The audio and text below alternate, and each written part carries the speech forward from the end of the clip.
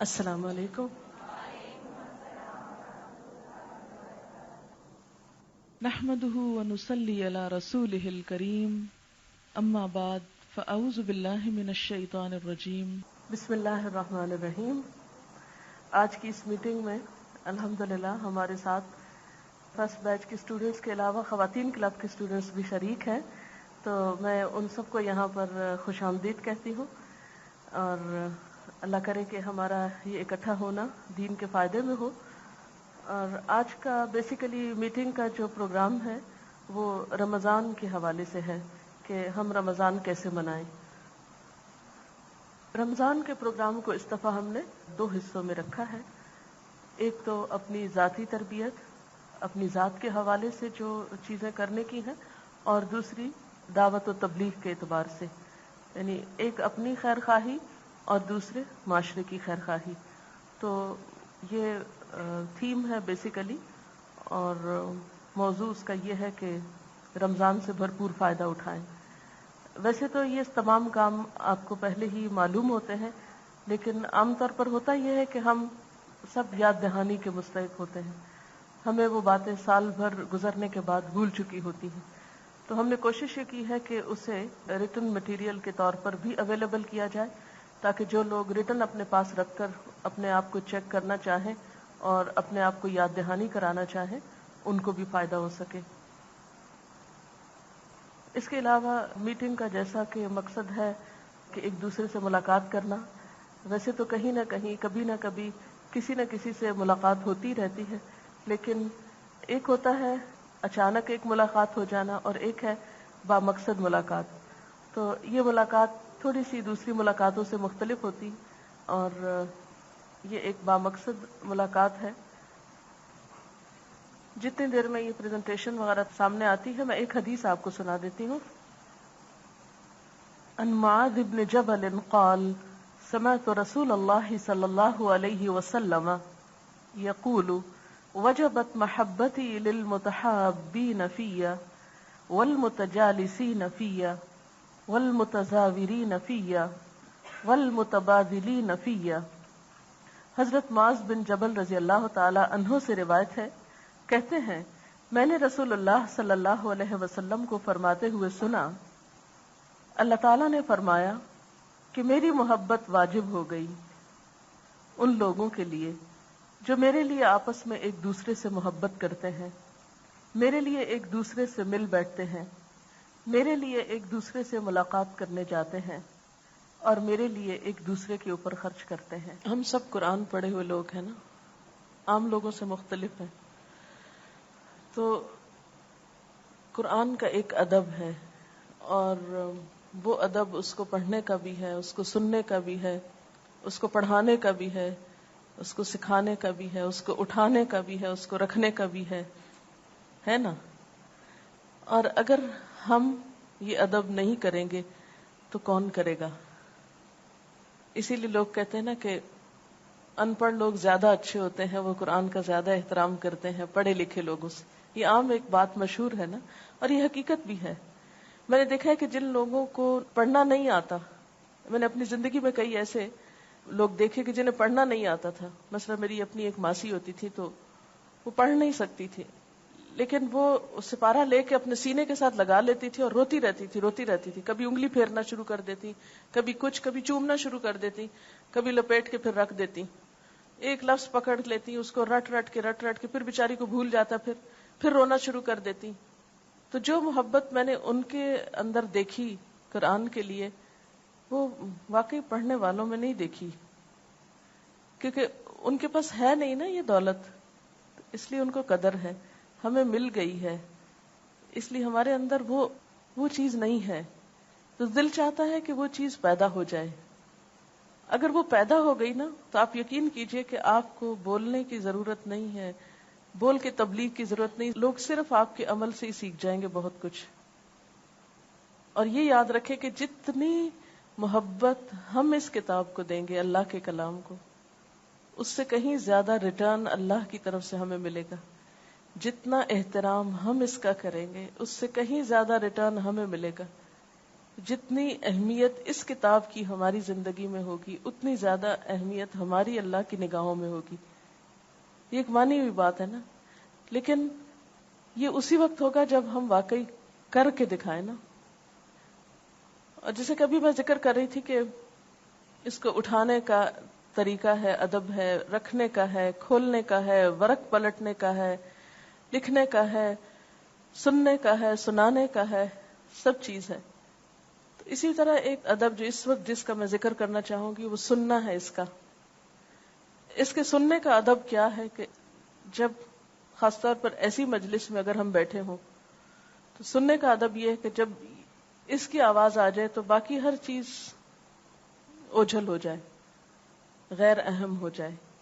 مثلا ابھی یہ جو آیت لگی ہے, یہ قرآن پاک کی یہ آیت جو ہے, کم از کم اپنے بارے میں تو میں کہہ سکتی ہوں کہ میری پسندیدہ ترین آیتوں میں سے ہے, کیونکہ ایک بہت ہی, اور اس سال اس پر کافی ہم نے تفصیل سے بات کی ہے. سورۃ توبہ اس دفعہ ہم نے کافی تسلی کے ساتھ پڑھی ہے, اللہ کا شکر ہے. بلکہ ایک آیت جو ہے کل ان کان آباؤکم و ابناؤکم, اس پر آج ہی مجھے بتا رہے تھے کہ 4 گھنٹے کی کیسٹ بنی ہے, تو 4 گھنٹے 25 منٹ شاید, یعنی اتنی دیر اس پر الحمدللہ کلاس میں بات ہوئی ہے. تو اسی طرح اس آیت پر بھی, تو میں تو جب اس آیت کو سنتی ہوں تو مجھے اور کوئی چیز نظر نہیں آتی, لیکن میں دیکھ رہی تھی کہ بہت سے لوگ آیت لگی ہوئی ہے لیکن دیکھ ادھر ادھر رہے ہیں. تو اگر ہم آئندہ کے لیے اپنے ساتھ ایک عہد کر لیں کہ جب قرآن پاک ہم سن رہے ہوں, اور خصوصاً کسی علم کی مجلس میں, چلے گھر میں آپ کام کاج میں لگے رہے, کہیں ٹیلی ویژن پہ آیتیں آ رہی ہیں یا کسی نے بٹن آن کر دیا کیسٹ کا, وہ ایک مجبوری ہے کہ آپ اب سب کچھ کام کاج چھوڑ کے تو اس کے لیے نہیں بیٹھ سکتے. لیکن ایک کام آپ کر سکتے کہ جب آپ خود لگا کے بیٹھے یا آپ کسی ایسی مجلس میں بیٹھے جہاں جو قرآن ہی کے نام پر ہے, تو اس وقت پھر ہمارے جو پوسچرز ہیں یا ہماری جو نگاہیں ہیں یا ہمارے جو بیٹھنے کے انداز ہیں, ان سب میں بھی اس کی جھلک نظر آنی چاہیے. ہمیں واقعی ہم اہل قرآن نظر آنے چاہیے, قرآن والے لوگ نظر آنے چاہیے. تو آپ دیکھیں گے کہ اس سے آپ اپنے اندر جذب کی کیفیت بھی زیادہ پائیں گے, جذب بھی زیادہ ہوگا, کیونکہ اس کے لیے آپ اپنے آپ کو پریپیئر کر رہے ہیں نا. آپ نے ہر چیز سے رشتہ کاٹ لیا, اب آپ اللہ کے ہو گئے, اللہ کی بات کے ہو گئے بس تھوڑی دیر کے لیے. تو جب آپ اللہ کے لیے خالص ہوں گے اور آپ اس کے لیے اپنے آپ کو خاص کریں گے انشاءاللہ, تو وہاں سے آپ کو اس سے زیادہ ریٹرن ملے گا. تو چلیے ہم اب شروع کرتے ہیں. اعوذ باللہ من الشیطان الرجیم. ذکر کیا گیا تھا کہ آپ کو رمضان المبارک سے متعلق ذہنی طور پر تیار کرنا ہے تاکہ آپ اپنے لیے اور اپنے خاندان والوں کے لیے اور معاشرے کے لیے بہتر طریقے پہ سوچ سکیں. نبی صلی اللہ علیہ وسلم کا طریقہ یہ تھا کہ جب بھی کوئی کام آپ کو کرنا ہوتا تھا تو اس سے پہلے آپ صحابہ کرام کو ذہنی طور پر بھی تیار کیا کرتے تھے. جیسے اگر جہاد پر جانا ہے, جنگ پر جانا ہے, تو قرآن پاک میں اللہ تعالیٰ فرماتے ہیں یا ایھا النبی حرض المؤمنین علی القتال, کہ مومنوں کو جنگ پر ابھاریے. تو اسی طرح آپ صلی اللہ علیہ وسلم کی بہت سی تعلیمات ملتی ہیں کہ جب آپ صحابہ سے کوئی کام لینا چاہتے تھے تو انہیں اس پر شوق دلاتے تھے. اس کی روشنی میں جو مقاصد ہیں رمضان پروگرام کے, اس میں نمبر 1 تو یہ کہ اللہ کی رضا اور اس کا قرب حاصل کرنے کے لیے فرائض, سنتوں اور نوافل کی ادائیگی کا شوق دلانا, پھر زیادہ سے زیادہ نیکیاں کمانے کی رغبت دلانا, پھر صدقات پر ابھارنا. اس میں آپ دیکھیے کہ ذاتی لائحہ عمل جو ہے کہ رمضان کے مہینے کو تقوی کے حصول, اللہ کی رضا پانے, اللہ کا شکر ادا کرنے اور ہدایت حاصل کرنے کے لیے اس طرح گزارا جائے.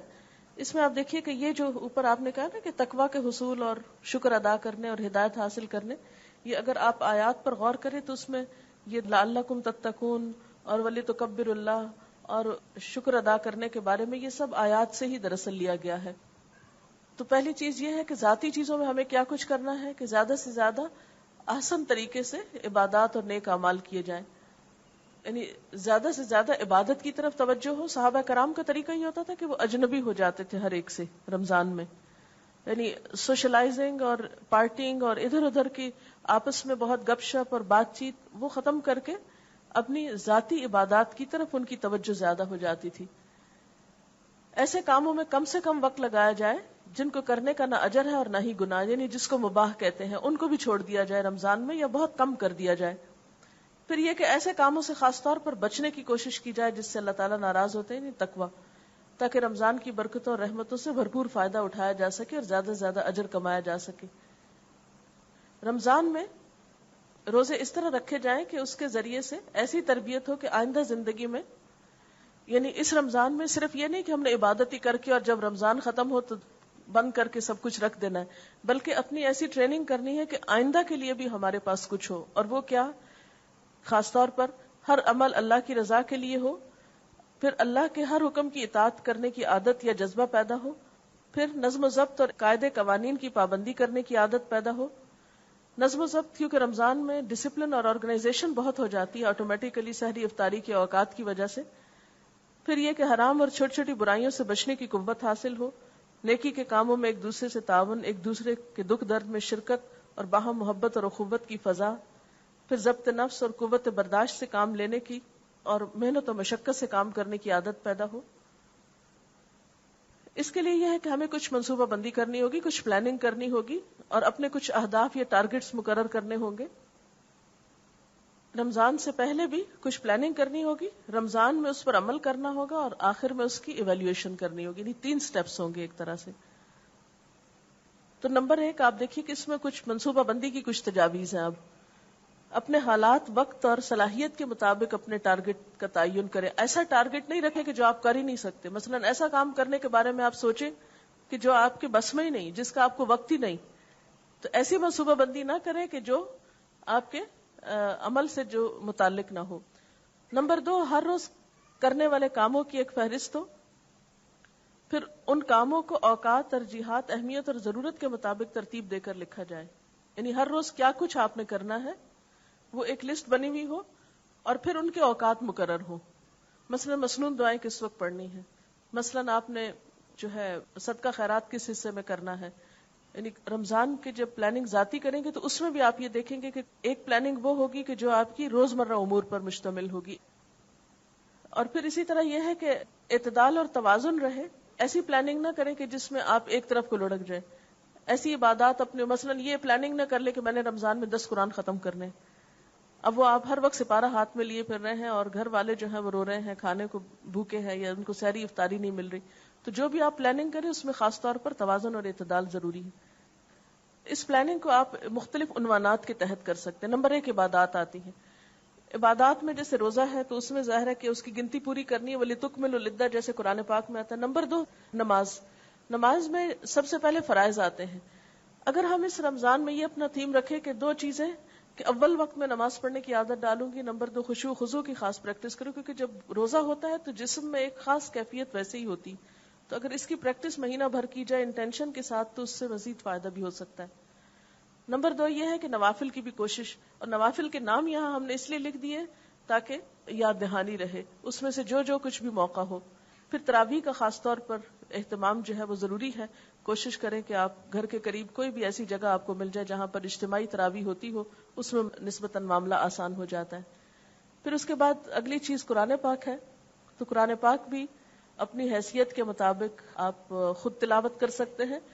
آپ خود تلاوت کے ساتھ اگر لسننگ پر بھی تھوڑی توجہ دیں، کیونکہ بعض اوقات انسان روزے کی حالت میں بول بول کے منہ سوکھ جاتا ہے، زیادہ نہیں بول سکتا، تو آپ ٹیپ سن کر اپنا جو ریویژن ہے اس کو بھی جاری رکھ سکتے ہیں. پھر اسی طرح پورے قرآن پاک کا ترجمہ آپ خود بھی پڑھ سکتے ہیں، ترجمہ اور مختصر تفسیر پڑھ سکتے ہیں. ان میں سے کوئی ایک آپ لے سکتے ہیں، ضروری نہیں کہ یہ سارے کام کریں. یہ مختلف آپشنز آپ کو دی گئی ہیں کہ ان میں سے کوئی بھی ایک چیز، مثلا پورے قرآن پاک کا ترجمہ اور کچھ آیات کی تفسیر آپ کر سکتے ہیں اپنے لیے. قرآن پاک کی منتخب آیات اور صورتیں زبانی یاد کرنا، حفظ قرآن. کیونکہ حدیث میں آتا ہے نا کہ جس دل میں قرآن پاک کا کوئی حصہ نہیں وہ اجڑے ہوئے گھر کی مانند ہے. اور افسوس کے ساتھ یہ کہنا پڑتا ہے کہ ہمارے معاشرے میں 2 ایکسٹریمز ہیں، یا یہ کہ پورا حافظ بناتے ہیں، یا یہ کہ قل هو اللہ سے آگے کچھ نہیں آتا. تو ہمیں عام طور پر بھی اپنے لیے کچھ نہ کچھ جیسے صورتوں کو یاد کرنا. تو رمضان میں چونکہ قرآن اترا ہے اس میں ایک خاص برکت ہوتی ہے، ایک خاص سہولت ہوتی ہے، تو کچھ حصہ حفظ کا بھی آپ ٹارگٹ رکھ سکتے ہیں. پھر اذکار و تسبیحات اور دعائیں وغیرہ، اس میں روزانہ کی تسبیحات کے کچھ نام ہیں. اس دفعہ الحمدللہ ذکر کے اوپر کلاس میں ایک چھوٹی سی ورکشاپ آپ کہہ لیں یا ایک چھوٹا سا پروگرام کیا گیا تھا ڈاکٹر غلام مرتضی ملک صاحب کا ذکر الہی پر لیکچر سنوایا گیا تھا. اس کے علاوہ خرم مراد صاحب کا جو ایک پیمفلٹ ہے ذکر الہی، اس سے مدد لے کر اور پوری کلاس کو مختلف تسبیحات وغیرہ بتائی گئی تھی کہ روزمرہ میں کیا کریں، اور ذکر کی جو اہمیت ہے وہ بھی. تو آپ یہ بھی کر سکتے ہیں اپنے گھر والوں کے ساتھ بھی. مثلا پھر استغفار، اس میں اگر اپنی تسبیح جو ہے خصوصی طور پر استغفار کی کر لیں. پھر درود شریف اپنے لیے خود ٹارگٹ مقرر کریں. ضروری نہیں کہ آپ 3 تسبیحات کا ٹارگٹ رکھ لیں، اتنا ہی کریں جتنا آپ کے پاس وقت ہے. پھر دعائیں، اور خصوصاً جو قبولیت کے اوقات ہیں ان میں دعائیں. مثلا یہ ہے کہ سحری کے وقت قبولیت کا وقت ہوتا ہے. تہجد کا وقت جو ہوتا ہے وہ جس وقت ہم سحری کھا رہے ہوتے ہیں اس وقت بھی اگر آپ پکا رہے ہیں ساتھ ساتھ دعائیں کر سکتے ہیں. پھر اس کے بعد یہ کہ نمازوں کے بعد پھر خصوصاً افطار کے وقت قبولیت دعا کا وقت ہوتا ہے. پھر تراویح کے وقت، قرآن پاک پڑھنے کے بعد. تو یہ جو خاص موقع ہیں دعاؤں کے، وہ رمضان میں چونکہ عام دنوں کی نسبت زیادہ میسر آتے ہیں تو وہ آپ کر سکتے ہیں. پھر اسی طرح ان دعاؤں میں اپنے لیے، رشتہ داروں، دوستوں، ملک و ملت کے لیے، ان سب چیزوں کی. پھر قرآنی دعائیں ہیں، مسنون دعائیں، صبح شام کی دعائیں ہیں، مختلف مواقع کی دعائیں، اور کچھ دعائیں آپ سیکھ بھی سکتے ہیں مثلا. پھر اس کے بعد یہ کہ اعتکاف کی بھی آپ کر سکتے ہیں، اگر خاص طور پر ایسی خواتین جن کے بچے چھوٹے نہیں ہیں، جن کی کوئی خاص ذمہ داریاں نہیں، اگر ان کو موقع ہو تو وہ اگر ساری کلاس میں سے مثلا کوئی 1 آدھ کر لیں، 2-4 کر لیں، 8-10 کر لیں. یہ صرف یاد دہانی ہے. اور اگر یہ مسنون اعتکاف نہ بھی ہو سکے تو ہر روز وقت کا کچھ حصہ، خاص طور پر افطاری سے پہلے اگر آپ بیٹھ کر یکسوئی سے کچھ دعائیں وغیرہ کر لیں تو وہ بھی ایک جزوی قسم کا اعتکاف ہو جاتا ہے. پھر اسی طرح شب قدر جو ہے، آخری طاق راتوں میں عبادت. نبی صلی اللہ علیہ وسلم سے یہ تو سنت سے ثابت نہیں کہ آپ نے پوری رات جاگے ہوں آپ، لیکن یہ کہ رات کا کچھ حصہ ابتدائی یا آخری یا جتنا زیادہ سے زیادہ آپ کر سکتے ہیں اس کو آپ کر سکتے ہیں. پھر عمرہ عام دنوں میں یعنی انسان نیت ہی کر لے، باقی تو اللہ کا کام ہے کہ اپنے گھر بلائے جس کو چاہے. لیکن یہ کہ چونکہ رمضان میں عمرہ جو ہے وہ حج کے برابر ثواب رکھتا ہے، تو جن لوگوں کو موقع ہو. پھر اسی طرح یہ ہے کہ انفاق فی سبیل اللہ. انفاق فی سبیل اللہ جو ہے اس میں زکوٰۃ آتی ہے. تو ویسے تو زکوٰۃ سال گزرنے پر ہوتی ہے، لیکن اگر رمضان میں ادا کر دی جائے تو اس کا اجر جو ہے وہ کئی گنا بڑھ جاتا ہے. اس دفعہ انشاءاللہ تعالی جو کتاب و زکوٰۃ پڑھائی جائے گی اس میں ہم کیلکولیشنز بھی کرائیں گے، اور اس کے ساتھ یہ کہ اپنے جو ایسٹس ہیں ان کو لکھنے کا طریقہ، اور کوشش کریں گے رمضان سے پہلے اس کو ختم کرنے کا ٹارگٹ ہے تاکہ سب اسٹوڈنٹس جو ہیں وہ اپنے اپنے کیلکولیشن خود کر لیں. تو اگر آپ لوگ بھی رمضان سے پہلے کیلکولیشن کر لیں تاکہ رمضان شروع ہوتے ہی آپ دے ڈالیں تو اس سے آسانی ہو جائے گی. ورنہ یہ ہوتا ہے کہ رمضان میں اگر آپ زکوٰۃ بانٹنے چلے ہیں یا دینے چلے ہیں تو بہت سا وقت اس میں لگ جاتا ہے. تیار کر کے چیزیں رکھ لیں، نقدی ہے یا کھانے پینے کی چیزیں ہیں یا کپڑا ہے یا جہاں جہاں پہنچانا ہے اس کی تیاری کر لیں، اور پھر رمضان میں بس دینے والی کریں تو آپ کا وقت بچ جائے گا. پھر اسی طرح صدقہ خیرات، اس میں یہ ہے کہ مال کے علاوہ اپنا وقت، صلاحیتیں، جسم و جان کی قوتیں، یہ سب بھی. پھر اس میں دین کی تبلیغ اور اشاعت بھی، رشتہ دار، یتیم، مسکین. تو آپ یہ کر سکتے ہیں کہ ہر مد میں کچھ نہ کچھ ضرور کریں، یعنی صرف ایک میں نہ کر لیں، ہر ایک کا تھوڑا تھوڑا خیال رکھیں. پھر اس کے بعد کچھ اور نیک کام آتے ہیں جس میں ہمدردی اور صلہ رحمی. اس میں غریبوں، بیواؤں، یتیموں، رشتہ داروں کی خبرگیری.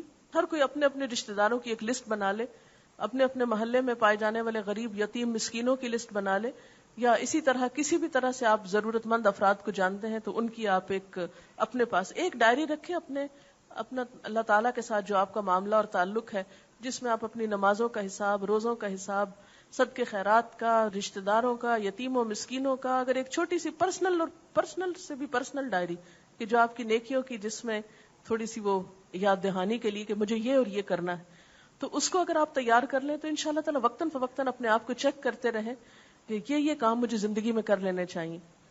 تو اس کی عادت اگر آپ رمضان سے ڈالیں تو انشاءاللہ سال بھر میں بھی پھر آپ کرتے رہیں گے.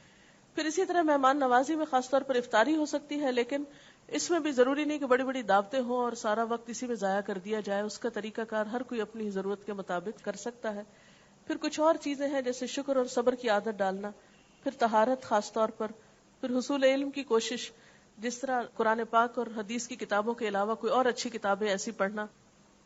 پھر درس و تدریس، اس میں اپنے گھر کے اندر درس و تدریس کیسے ہو، محلے کے بچوں، بچیوں، خواتین اور دیگر لوگوں کے لیے. پھر تبلیغ دین کے لیے مثلا جیسے جیل میں جا کر یا اور جو بھی آپ کے ارد گرد، اس پہ خاص طور پر آپ خود اپنے ذہن سے نئی سوچ لائیں. یعنی اگر آپ میں سے ہر شخص یہ کہے کہ میں ایک نیا فیلڈ تلاش کروں گی، تو آپ دیکھیں کہ کچھ نہ کچھ کہیں نہ کہیں آپ ضرور پہنچیں گے. ہم عموماً کیا کرتے ہیں, صرف وہ کرتے جو دوسرے کر رہے ہوں, یا ہر وقت اس بات کے منتظر رہتے ہیں کہ کوئی اور کرے تو پھر ہم بھی پیچھے لگ جائیں. تو ہم میں سے ہر شخص ایک نیا فیلڈ تلاش کرے کہ جہاں پہلے دین کا کچھ نہیں ہو رہا. کوئی ایک ایسی جگہ آپ تلاش کر لیں رمضان میں, اور وہاں آپ خود چلے جائیں. خود نہیں جا سکتے کتاب دے دیں, کتاب نہیں دے سکتے کیسٹ چھوڑ دیں, کچھ کریں. لیکن خاص طور پر چونکہ اس مہینے میں ہر اجر بہت بڑھ جاتا ہے ثواب کے اعتبار سے, تو اس میں کوشش کریں. پھر مباح کام جو ہیں ان میں تھوڑی سی کمی کرنی ہے. مثلا کھانا تیار کرنا ہے تو ایسے کھانے ہو جس میں اسراف نہ ہو اور جو بہت زیادہ وقت نہ لے, تاکہ عبادت کے لیے وقت نکل سکے. پھر اسی طرح آرام اور نیند جو ہے وہ اتنی زیادہ بھی نہ بڑھائیں کہ آپ کے عبادت میں خلل ہو, اور اتنی بھی کم نہ کریں کہ آپ بیمار پڑ جائیں. یعنی اس میں بھی اعتدال رہے.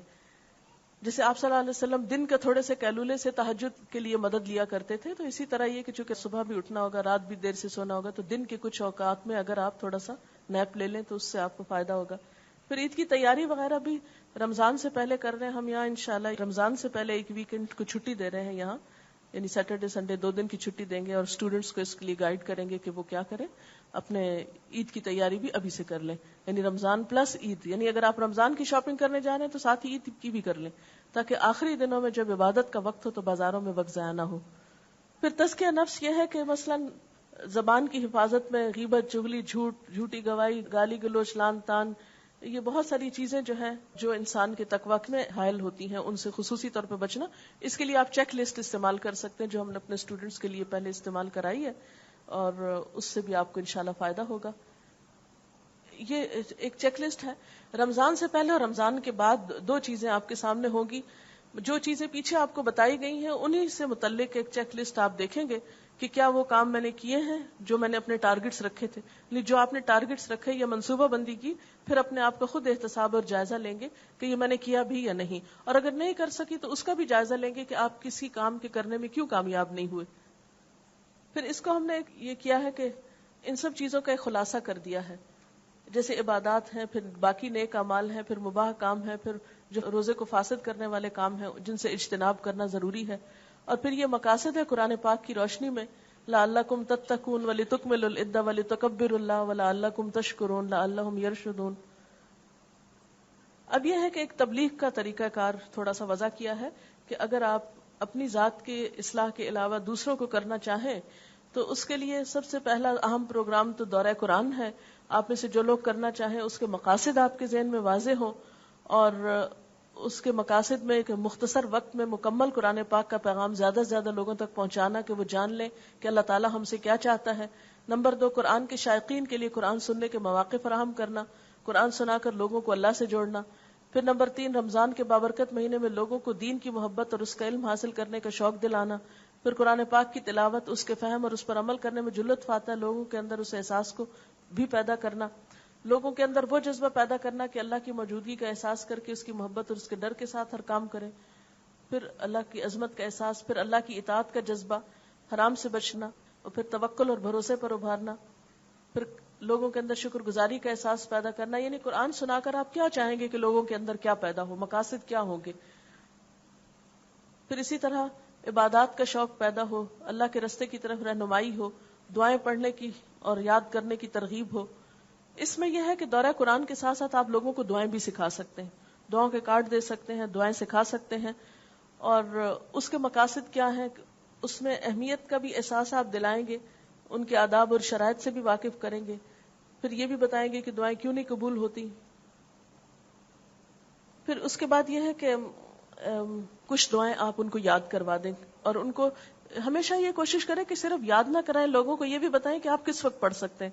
مثلا ان کو اوقات کی تقسیم بتا دیں. مثال کے طور پر ہر ایک اپنا اپنا طریقہ اختیار کر سکتا ہے. مجھے سب سے زیادہ کنوینئنٹ یہ لگتا ہے کہ چھوٹا سا ایک بیگ ہو جس میں قرآن پاک بھی ہو, دعائیں بھی ہوں, تسبیح بھی ہو. آپ گھر میں بھی بے شک اس بیگ کو استعمال کریں. جب آپ مصلی پہ بیٹھے ہیں تو اپنا بیگ اٹھا کے ساتھ رکھ لیں. آپ نے جب سلام پھیرا تو اس میں بیگ میں سے دعاؤں کی کتاب نکالیں, جس موقع کی جو ہے دعا وہ نکال کے پڑھیں, نشانی اس میں رکھ لیں. اس نماز کے بعد مثلا فجر کے بعد میں نے اتنی دعائیں پڑھنی, وہاں پر نشانی رکھ لیں. ظہر میں اتنی پڑھنی ہے, عصر میں اتنی پڑھنی, مغرب میں اتنی. اگر کوئی شخص زیادہ پڑھ سکتا ہے تو دن میں وہ پورا کارڈ ختم کر لے قرآنی اور مسنون دعاؤں کا. اگر زیادہ نہیں پڑھ سکتا تو ہفتے میں ختم کر لے, تہجد میں پڑھ لے, افطار میں پڑھ لے. یعنی وہ ایک دفعہ جو حضور صلی اللہ علیہ وسلم نے دعائیں مانگی وہ ساری کی ساری دن میں یا ہفتے میں یا 2 دن میں اپنا اپنا ہر کوئی سہولت سے ٹارگٹ رکھ لے، اس کو مکمل کر لے، لیکن وہ چھوٹے نہ. اور وہ اسی وقت ہو سکتا ہے جب چیز وقت پر اویلیبل ہوگی. ہم لوگ کے حافظے اتنے تو ہے نہیں کہ سب کچھ زبانی یاد ہو. پھر اگر زبانی یاد نہیں تو ہمیں لوگوں کو وہ طریقے بتانے ہیں کہ جس سے وہ کام کر جائیں. اور آپ دیکھیں گے جب وہ کرنے لگیں گے اور خاص طور پر اللہ تعالیٰ سے جب جڑ جائیں گے تو انشاءاللہ بہت سی نیکیوں کے اور دروازے کھل جائیں گے ان کے لیے. کہنے کا مقصد یہ کہ لوگوں کو صرف یہ نہ کہیں کہ یہ کرو، یہ بھی بتائیں کہ کیسے کرو، اور کیسے کرو میں پریکٹیکل ٹپس دیں. اور مسئلے سب کے وہی ہوتے ہیں جو ہمارے اپنے ہوتے ہیں. مثلا یہ کہ دعا یاد نہیں، بیٹھے ہیں وہ دھیان کہیں اور چلا گیا، وہی پلٹ پلٹ کے وہی جو رٹی رٹائی دعائیں وہی مانگی، بے شعور اٹھ کھڑے ہوئے. تو اگر اس وقت آپ کے پاس دعاؤں کی کتاب ہے تو آپ آگے چل پڑیں گے، اور بار بار پڑھنے سے پھر وہ زبانی بھی یاد ہو جائیں گی. پھر اسی طرح یہ ہے کہ دورہ قرآن کے علاوہ روزے اور زکوٰۃ کی تعلیمات جو ہیں یا انفاق فی سبیل اللہ کی تعلیمات خاص طور پر ان دنوں میں عام کریں. اس میں زکوٰۃ کی فرضیت، روزے کی فرضیت، ان کے فقہی مسائل وغیرہ جو کتابوں میں لکھے ہوئے ان کو پڑھ کر سنانا. اس میں آپ دیکھیں کہ ایک اور طریقہ ہے کہ دورہ قرآن کے علاوہ آپ کیا کر سکتے، لوگوں کو ناظرہ پڑھائیں، ان کو سن لیں. مثلا ایک سرکل بنا لیں، ہر بہن، مثلا آپ کے نیبرز میں 10 خواتین ہیں، جیسے قرآن خوانیاں تو بہت ہوتی ہیں، تو انہیں کہیں کہ ہر ایک چپ کر کے قرآن پڑھنے کی بجائے ہر ایک اپنے اپنی ٹرن پہ اونچا پڑھے اور آپ کو سنائے، اور آپ اس کی چھوٹی چھوٹی مسٹیکس نکالتے جائیں، بتاتے جائیں، قاعدہ پڑھا دیں. یعنی اگر آپ ترجمہ نہیں سنا سکتے، دورہ قرآن نہیں کرا سکتے، تفسیر نہیں کرا سکتے، تو ناظرہ کا سیشن کروا دیں ان کے ساتھ. پھر اسی طرح روزانہ ایک پارے کی تلاوت ہو سکتی ہے. پھر اسی طرح آپ ان کے ساتھ مل کے کیسٹ سنا سکتے ہیں. پھر ضروری نہیں کہ آپ میں سے ہر شخص مفسر اور تفسیر کرے، خالی ترجمہ صاف ستھرا پڑھ کے سنا دے. اور پورے سپارے میں سے 10 باتیں تو ایسی مل ہی جائیں گی ڈائریکٹ جس پر وہ عمل کر سکتے ہیں. پھر اسی طرح 2 گھنٹے کا دورہ قرآن جیسے پچھلے سالوں میں ہوتا رہا ہے یا یہاں پر انگلش میں بھی ہوتا رہا ہے، وہ کر سکتے ہیں. پھر اسی طرح یہ ہے کہ خود کرا سکتے ہیں یا آپ کیسٹ لگا کے بھی کروا سکتے ہیں کہ آپ لوگوں کو تجوید سکھائیں، کیسٹ پہ دورہ قرآن کرائیں، پھر آخر میں دعا سکھا دیں، تو اس سے بھی کام چل جائے گا. پھر اسی طرح اگر آپ 2 گھنٹے نہیں کر سکتے تو آپ 1 گھنٹے میں منتخب آیات کی تفسیر کر سکتے ہیں. اس کی لسٹ آپ کو انشاءاللہ تعالی مل جائے گی. یہ جتنی باتیں ہم آپ کو بتا رہے ہیں، میں نے آپ سے پہلے بھی ذکر کیا کہ انشاءاللہ ہم اس کو ریٹن پیکج کی صورت میں آپ کو پرووائڈ کر سکتے ہیں تاکہ آپ کے پاس اپنی اپنی کاپی ہو، جو جو کرنا ہو اس میں اور ایڈ اومٹ وہ بھی آپ کر سکیں. پھر اس کے بعد یہ ہے کہ منتخب آیات کون کون سی ہو اس کی ہم نے نمبرنگ کر کے لسٹیں مہیا کی تھی پچھلے سال، اگر نہ ہو تو دوبارہ لے لیں. پھر اسی طرح دعاؤں کے بارے میں آپ تجوید اور دعائیں کمبائن کر سکتے ہیں، ترجمہ اور دعائیں کمبائن کر سکتے ہیں. یعنی اس میں سے 2 آپشن، ایک آپشن کوئی نہ کوئی لے سکتے ہیں. پھر اسی طرح روزے اور زکوٰۃ کی جو کتاب ہے، کتاب الصیام اور کتاب الزکوٰۃ، اس کو پڑھا سکتے ہیں ساتھ. پھر تراویح کے وقفے میں آپ لوگوں کو احادیث کی کتاب، مثلا یہ درس حدیث کتاب ہے یا راہ عمل یا زاد راہ، کوئی بھی حدیث کی کتاب، اس میں سے کچھ حدیثیں پڑھ کے سنا سکتے ہیں. یعنی تربیہ کے مختلف جو خرم مراد صاحب کی چھوٹی چھوٹی کتابیں ہیں یا اور اسی طرح کی مختلف اسکالرز کی اچھی اچھی کتابیں ہیں چھوٹی چھوٹی، ان میں سے کچھ پڑھ کے سنا سکتے ہیں. اس کے علاوہ 1-2 اور اناؤنسمنٹس ہیں، وہ میں کر دیتی ہوں. کچھ لیکچرز نئے ہم نے ریلیز کیے. ہماری ایک بچی کی جو اس سال ہماری اسٹوڈنٹ تھی، اس کی ڈیتھ ہو گئی اچانک ایکسیڈنٹ سے. اس کے مرنے کے بعد ہمیں پتہ چلا کہ وہ کیا کچھ کرتی تھی. اس کی دوستوں نے اور اس کے جو اور جاننے والوں نے اپنے تاثرات دیے. وہ اسی طرح کلاس میں ہم نے اسے بل بیٹھ کے یاد کیا، تو اس پر مشتمل کیسٹ واپسی کے نام سے ریلیز کی ہے. اور الحمدللہ ہم نے جتنی نکالی تھی، یعنی پہلے سیٹ میں 2000 ہم نے نکالی تھی اور ودن 1 ویک وہ سب چلی گئی. پتہ نہیں اس بچی کے کام میں کتنا اخلاص تھا. اس کے بعد پھر ریپیٹ کی ہے، پھر اسی طرح الحمدللہ تیزی سے نکل رہی ہے. جہاں کہیں ڈیتھ ہو اس موقع پر تقسیم بھی کی جا سکتی ہے، کیونکہ اس میں عمل کی چھوٹی چھوٹی بہت ایسی باتیں ہیں. پھر اسی طرح صاف رہیے، صحت مند رہیے، صفائی کے بارے میں. پھر شراب کے اوپر لوگ حجت کرتے ہیں کہ شراب حرام ہے یا نہیں. پھر آؤ جھک جائیں، پہلے درس کے طور پر اگر کسی نے دینا ہو. پھر اسی طرح ہوم ورک کے نام سے ہم چھٹیوں کا جو کام ہے اس کی ڈیٹیل جو ہے اس کو بھی ریلیز کر رہے ہیں. پھر کتاب الفتن ہے. پھر اسی طرح گرامر کی کتاب ایک چھپی ہے، وہ اگر آپ کو ضرورت ہو تو وہ لے سکتے ہیں. انشاءاللہ میں چاہوں گی کہ عید کے بعد ایک دفعہ پھر مل بیٹھیں تو انشاءاللہ تعالی. یہ کسی نے مشورہ دیا ہے کہ دورہ قرآن ایمان کا بیج بونے کا آئیڈیل موقع ہے. پہلے سے پلان کریں کہ رمضان کے فوراً بعد کلاسز کا آغاز کریں گے. یعنی جو لوگ دورہ قرآن کرائیں ان کے لیے ایک اور نصیحت یہ ہے کہ وہ آگے سے رمضان کے بعد لوگوں کو قرآن سننے کا موقع فراہم کریں گے. سبحانک اللہم و بحمدک نشہد ان لا الہ الا انت نستغفرک و نتوب الیک. والسلام علیکم ورحمۃ اللہ وبرکاتہ.